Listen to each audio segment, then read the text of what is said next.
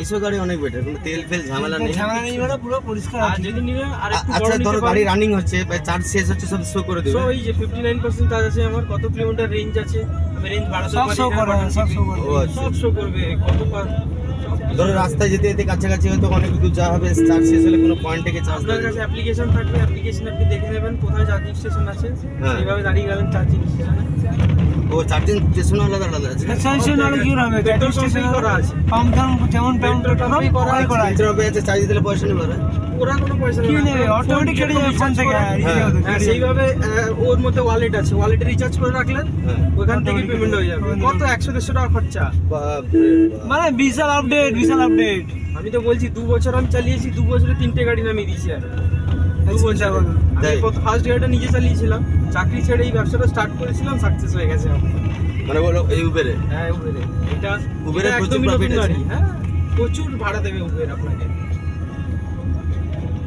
ধরুন এইটুকু এই ভাড়ার মধ্যে কত টাকা আপনাকে কত টাকা ভাড়া দেখিয়েছে? ধরুন 217 টাকা। 217 টাকা ভাড়া দেখিয়েছে, 217 এর মধ্যে আমাকে দেবে 180 টাকা। 180 বন্ধু করে তো প্রমোশন থাকে, প্রমোশন বলতে 217 টাকা অ্যাকচুয়াল ভাড়া নয় আপনার, হ্যাঁ অ্যাকচুয়াল ভাড়া 280 হ্যাঁ। সেখান থেকে প্রমোশন মাইনাস হয়ে দেখবেন আমি যখন ক্লোজ করবো এখানে প্রমোশন দেখাবে। প্রমোশনটা হচ্ছে ইনসেনটিভ, ইনসেনটিভটা প্রত্যেক সপ্তাহের শেষে আমার টোটাল অ্যামাউন্ট যেটা কালেকশন হবে সেখানে আমি যেটা রাখছি তো রাখছি, প্লাস টোটাল ওখান থেকে 4 থেকে 5 হাজার টাকা আমি আরো এক্সট্রা পাবো উবের থেকে ইনসেনটিভ। মানে আর plus airport trip, premier trip এগুলো করলে আরো 3-4 হাজার টাকা আরো এক্সট্রা পাওয়া যায়। মানে উবেরের ইনসেনটিভ সব কিছু মিলে সপ্তাহের শেষে 35 থেকে 40 হাজার টাকা হয়ে যায় এক সপ্তাহে।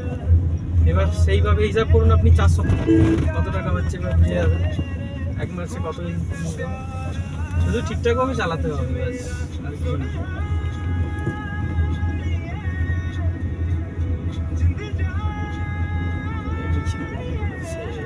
আজকে যেদিন দেখেছি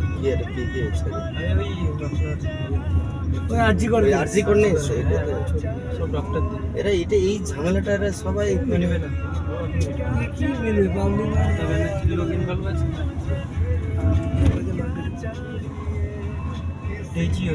ডেলি হচ্ছে, ডেলি ভালো টাইমে আমরা অপোজিট ফুটে যাচ্ছি।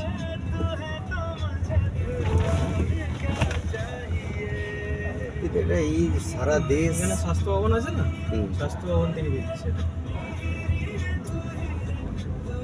ধরা পড়লে অনেকেই ধরা পড়বে।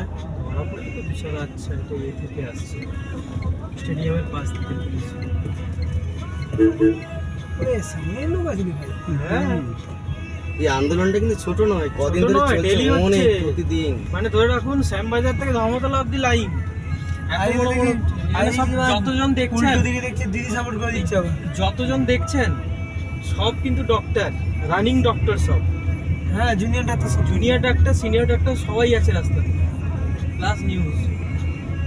এই ঘটনাটা অনেক দিন পড়ে ওই জন্য তো এখন কি হচ্ছে, দিদি আবার কাল থেকে পাল্টি খেয়ে গেছে, খেয়ে গিয়ে দেখি এখন ছাত্রদেরকে সাপোর্ট করে শুরু করে দিয়েছে, জ্বালানি খাওয়ার হয়েছে। সাপোর্ট আর করে কি হবে দাদা, যা আবার হয়ে গেছে বুঝতে পেরে গেছি। একটা যদি স্কুল কলেজের মধ্যে মার্ডার হয় না, সেটা সবচেয়ে প্রতিবাদের একটা জায়গা, তাই না? এত নিরাপত্তা থাকা সত্ত্বেও তারপরে এখন আপনি যে কোনো মানে রাত্রিবেলা আগে আগে হসপিটালগুলো ঢুকতে দিত, এখন ঢুকতেও দেবে না, গেট লক।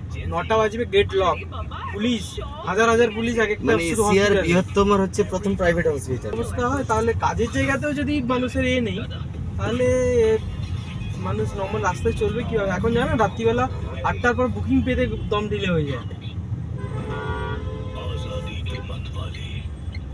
তারপর তো কালকে থেকে স্বরাষ্ট্রমন্ত্রীর সঙ্গে রাজ্যপাল কেটে মিটিং করেছে। ভলভো যাচ্ছে, ভলভো গাড়ি, এটা ভলভো। ওর দাম 50 থেকে স্টার্টিং। আমার সিনিয়র আছে বলবো 1 কোটি, ওর বেস মডেলের দামই 50 লাখ। আমার যে সিনিয়র আছে ওর সব থেকে ছোট মালটা তার দাম 50 লাখ। তারপর থেকে তো মানে অনেক আছে। 1 কোটি কত আমার সিনিয়র চলে এলো।